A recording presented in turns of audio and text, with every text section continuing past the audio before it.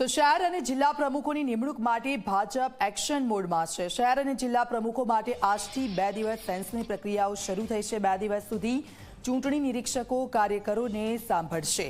પ્રમુખ માટે દાવેદારો રજૂ કરશે પોતાની દાવેદારી। જિલ્લા શહેરના નિર્વિવાદિત ચહેરાઓને તક મળી શકે છે। 6 જાન્યુઆરી સુધીમાં 50%થી વધુ વિસ્તારોમાં નિમણૂક થશે।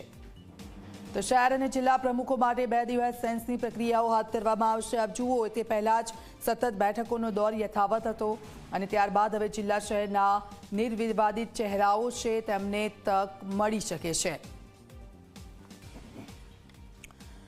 તો આપ જુઓ સુરત શહેરમાં નિરંજન જાજમેરા વર્તમાન પ્રમુખ છે। હાલ કોણ બનશે પ્રમુખ અને તેને લઈને શું થઈ શકે છે, શું રિપીટ થઈ શકે છે કે નવા ચહેરાઓ સામે આવી શકે છે।